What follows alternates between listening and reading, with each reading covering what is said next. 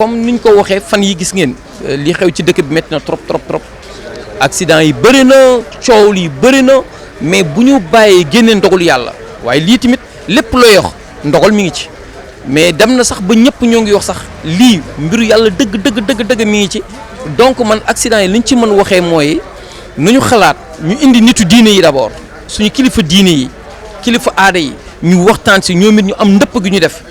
transport ñëw am ndëpp gu mu def mais je pense que ni kenn mënul dem bàyyi keneen ki parce que tamit transport lu mu def ndëpp fekk volonté divine mi ngi ci loo xam ne diine mi ngi ci lépp mi ngi ci loolu aussi wàllam dafa war a ñëw mais loolu yëpp bu weesoo volonté divine la nu ñu wax ci respect wu code de la route parce que tey ñu ngi jëm màggal safar ñëpp ñoo ngi dégg safar ñii ñoo ngi joxe café ñii ñoo ngi joxe mais auto école yi soo déggee ñu ne safaru auto école yi ñoom lii lu ñu am code de la route lu ñu am sécurité routière lu ñu am moo tax tey ñu organiser ko nii ñëw biir gare routière ne duñ ciy waxtaan ak waa gare routière waxtaan si nag moto jakarta yi waxtaan si ak waa association organisateurs yi lu ko waral mooy ñu dem jàmm ci Touba ñibbi si waat si jàmm loolu nag dem si jàmm ñibbi si jàmm la moo koy waral rek mooy d'abord nga respecter sa bopp respecter sa matériel oto bi nga respecter say client nga respecter sa vis-à-vis ki nga seet si kaw tali bi nga respecter même tali bi loolu yëpp boo ko boolee nag lu yaatu la respecter sa bopp mooy yow nit ki ni ngay doxalee respecter oto bi mooy nga xool oto bi méngoo na ak oto bu war a dem Touba pneu yi moteur bi lépp essuie-glace bi période saison de pluie lu ñu nekk nga respecté ki ngay jàkkaar loolu même bu defee erreur nga mën am tolérance jéggal ko te yàlla tax waaye ñàkk jéggale boobu aussi sax mën na indi accident ñàkk respect code de la route mën na indi accident même moto yi sax ñu fay accidenté ba pare di nekk corps ñu am ay corps sans vie dafay bëri lu ko waral mooy tali bi kenn matérialisé wu ko mais lépp loo gis ci àdduna ci tali suñu koy defar te matérialisé wuñ ko ki nga xam ni xamul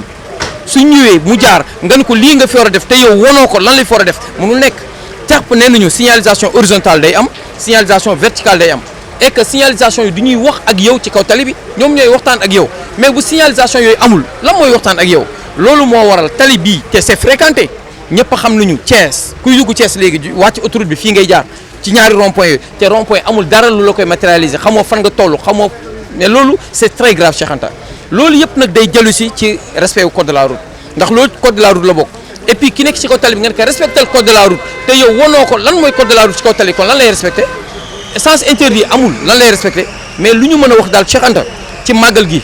auto école yi waa gare routière waa Revas ñi nga xam ne ñooy association organisateurs yi ak FTT mooy ñi nga xam ne ñoo yor tax fédération des taximans de Thiès ñoom ñëpp lu ñu wax mooy ni jëm ci jàmm ñëw ci jàmm nañu respecté code de la route bi ñu daw nànk waaye nag état am nañu xalaat ñoom it ñun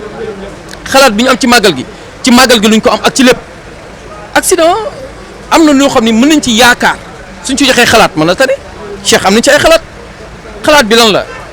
agent yi nekk des agents de la circulation lañu leen wàccee ñoom ñëpp ci kaw tali bi ñoom ñëpp nañu jalonné su jaree jalonné axe nord axe sud axe ouest est nañu jalonné benn ñaar nañu leen jox ay outils yu mat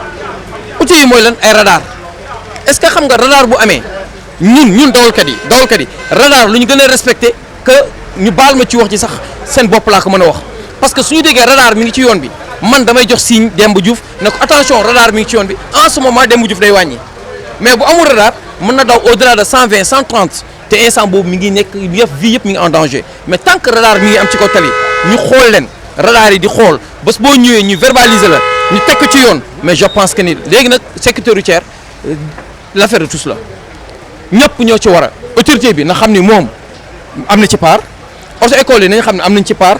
force de sécurité yi nañu xam ne am nañ ci part kii dawal am na ci part organisateur bi am na ci part moom mi defar pneu yi mécanicien yi am na ci part donc ñun ñëpp suñu xamee am nañ ci part client bi ci biir am na ci part ndax client bi di nga gis chauffeur bi ba nga daw tuuti mun ko waaye li ngay dawal fa yéex te boobu ndey sax xamul lu bon lay bëgg a tetal chauffeur bi ou bien mun ko teggil xamul lu bon la te loolu yëpp ñëpp am nañ ci part kon donc bu ñu jël teg ko chauffeur yi rek bu ñu jël teg ko clients yi mais bu ñu jël teg ko autorités yi bu ñu jël teg ko auto école bu ñu jël teg ko permis bu ñu jël teg ko visite technique c'est l'ensemble ñun ñëpp nañu booloo force de sécurité yi ñëpp nañu booloo àndandoo dem ci jàmm ci màggal ci jàmm ñibbi si jàmm te ñoo ngi ñaan màggalu ren bi yàlla na ñëpp dem ci jàmm zéro accident la ñuy ñaan su mënul ñàkk nañu laal benn rétroviseur oto rek mu yem fa. waaw nañu santaat yàlla loolu laa wax béy di léegi man ko dañu bàyyi ak yàlla lim moom ndax yaakaar naa ne nguuru Macky Sall ba dégg ni coow yi di am accident yi gën a yokku kon nañ seetaat ba xam ñun la ci ñun dañoo bàyyi ak yàlla lim moom nañ bàyyi yàlla lim moom ba pare su ko ñaaxaat sa wërsëg ndax yaakaar naa ni diggante daaw jéeg ak ren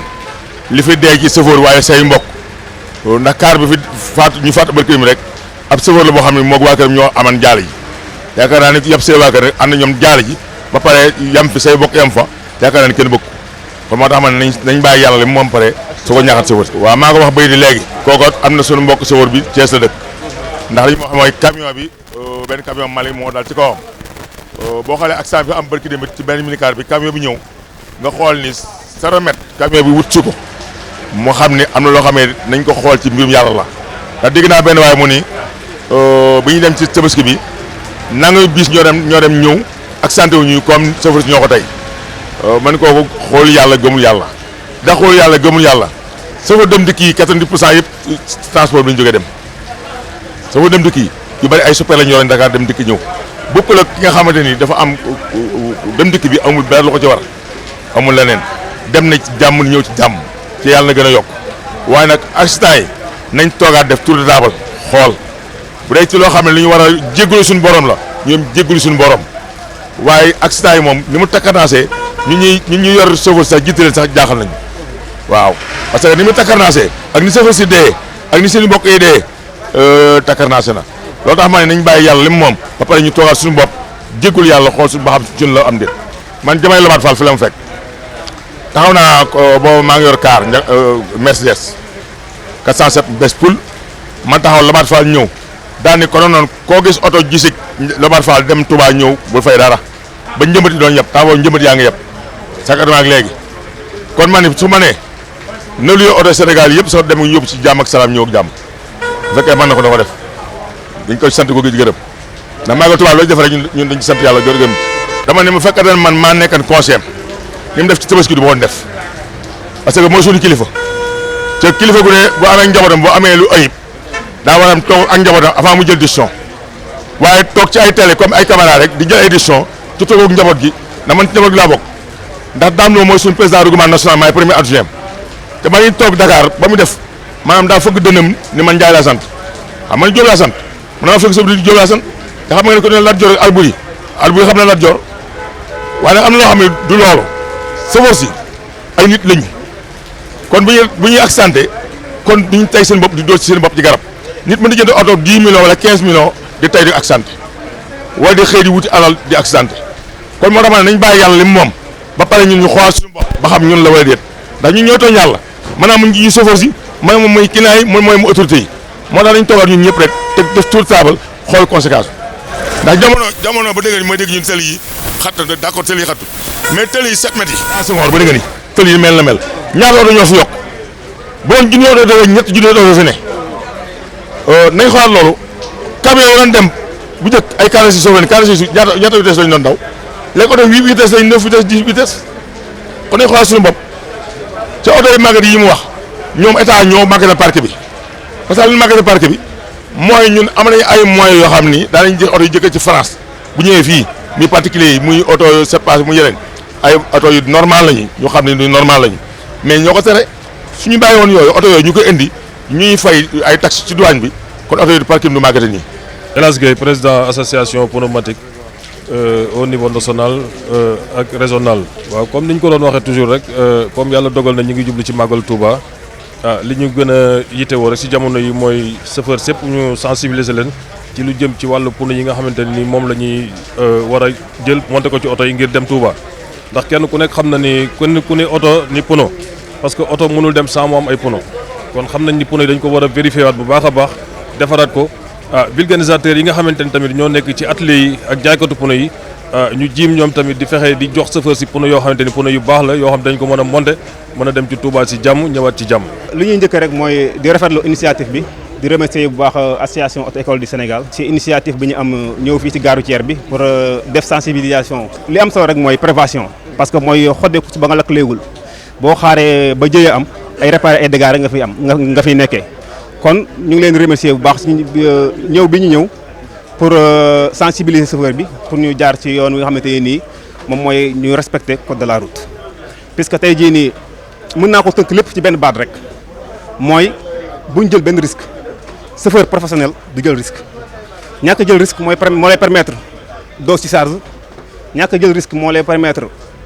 doo dawal fekk yaa ngi sonn ñàkk jël risque moo lay permettre ngay dawal doo doubler fa wartu doubler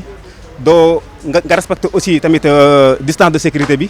loolu lépp boo ko tënkee benn baat mooy chauffeur professionnel du jël benn risque kon ñu ngi ñaan chauffeur yi ñu bañ a jël benn risque loolu rek moom mooy si li ñu koy tënkee ci tànk cadre bu gàtt. Abdoulaye Ka man maay directeur auto-école Mame Coumba Ka de Thiès. kontaan ci rek parce que lii initiative bu baax la parce que ñëw waxtaan ak chauffeurs yi nous sommes des professionnels eux aussi c'est des professionnels ñu waxtaan ak ñoom li nga xam ne mooy xew-xew tali bi moom il faut que ñu jëm ko gérer suñu bopp dawul ndànk def ndànk yegg ci jàmm ak salaam. je crois que daal c'est la meilleure des choses. bëri na trop mais imprudence la rek. imprudence la rek bu fekkee ne par exemple chauffeur bi xam na fii war na fay dépasser mu dépasser fi bu fa war sa dépasser bu mu fa dépasser parce que tali bi lay wax ak nit ñi donc ñun ñoo war a respecter li tali biy wax bu la yàkkamti taxal def loo war sa def ba ëllëg ak si biir nga lor sa bopp lor ñi nga àndaloon parce que le chauffeur il est le responsable du véhicule donc il va falloir qu'il gère le véhicule waaw et puis il évolue aussi selon milieu bi mu nekk parce que c'est très important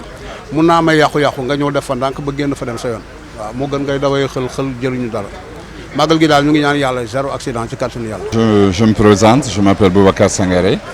je suis le secrétaire général de l'ANAS, l'Association nationale des auto-écoles du Sénégal. Aujourd'hui, nous tenons à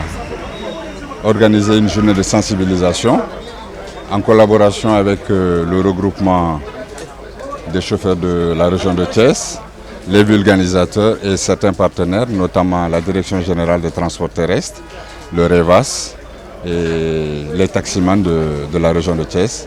pour les sensibiliser en vue du grand événement auquel nous dirigeons, à savoir le Magal de Touba. Bon, c'est surtout rappeler à tout conducteur, d'abord les professionnels et les particuliers, parce que c'est un événement qui voit se diriger dans une même direction des millions de personnes. Donc les sensibiliser, comme le disait tout à l'heure mon président, sur le respect scrupuleux du code de la route. Le respect scrupuleux. Parce qu'ici, il est dit que dans un accident, il y a 3 éléments essentiels, c'est-à-dire la route, le véhicule et le conducteur. Mais je crois qu'il serait bien ici d'insister surtout sur le conducteur, parce que c'est lui qui conduit. Donc le rappeler, le respect scrupuleux du code de la route, qui est un langage universel, et son respect, je crois que nous permettra d'éviter un bon nombre d'accidents, comme nous venons d'être informés tout de suite par le directeur général des transports de l'accident qui a eu lieu à Koupentoum, dont nous regrettons déjà les pertes en vies humaines, parce que 8 déjà, ça fait trop. Donc rappelons vraiment à nos amis chauffeurs professionnels le respect scrupuleux du code de la route et surtout qu'ils prennent le temps de se reposer. Qu'ils prennent le temps de se reposer. Rien ne sert à vouloir faire des allers-retours incessants vers Touba uniquement pour accroître la recette journalière. Je suis M. Bédiaye, je suis le président de l'Association nationale des auto-écoles du Sénégal. Comme vous le voyez ces temps-ci, avec la recrudescence des accidents, on est en train de rencontrer pas mal d'accidents de la circulation. Pas plus tard que hier nuit, mais je peux dire aujourd'hui même, on vient de nous annoncer aussi un accident à Koupentoum, dont on a dénombré 8 corps sans vie. Donc là c'est très grave, je dis bien. Et l'heure est très grave actuellement. Tout ce qu'on peut faire actuellement, nous les acteurs de la circulation, nous les acteurs de la sécurité routière, on n'y peut rien, on ne peut pas donner de l'argent, on ne peut pas donner des voitures. Ce qu'on peut donner, c'est nos savoir-vivre. Ce qu'on peut donner, c'est transmettre aux conducteurs, aux chauffeurs professionnels, nos savoir-faire et qu'est-ce qui est bon et qu'est-ce qui n'est pas bon. Qu'est-ce qu'on doit utiliser sur la circulation même, pour dire que le respect du code de la route surtout, et que vu que nous sommes une association d'auto-école, ce qu'on peut faire, c'est d'enseigner et faire comprendre aux gens le respect du code de la route. Mais ces temps-ci, ce qu'on peut dire, vu la volonté divine, pour dire la volonté divine, si c'est à part. Mais ce qu'on peut dire, le nom du respect de la code de la route, y est quand même. C'est ça qu'on peut dégager comme les grands axes actuellement. Tout ce qu'on peut dire, c'est le nom du respect du code de la route. Et il y a aussi des actes d'indiscipline qu'on est en train de rencontrer aussi sur la circulation. C'est ça. Non, le respect du code de la route, si vous voyez même un peu en arrière, l'accident qu'on avait vu sur la route, sur l'axe de Louga, Thiès ou Louga-Ndande, je peux dire que c'est un non-respect du code de la route. Si tu respectais par exemple le code de la route, il y a des précautions à prendre pour faire un dépassement. Et tu ne peux pas faire un dépassement sur la ligne continue. Et là-bas, il y avait une ligne continue quand même. Et tu peux faire un dépassement sur la ligne continue et tu vois encore 500 mètres devant toi, il y a une voiture qui vient en face. Si tu respectais le code de la route, tu n'allais pas sortir. Tu devais rester derrière jusqu'à, par exemple, avoir une ligne discontinue. Ou bien là, tu vois que nettement, tu peux sortir sans aucun problème. Et malheureusement, tu vois une voiture, même pas 100 ou 200 mètres, tu dis que là, je peux dépasser. Non, c'est le non-respect du code de la route. Ah oui, là c'est un danger. Et que je pense bien que les Thiessois ont tendance à dénoncer ça. Parce que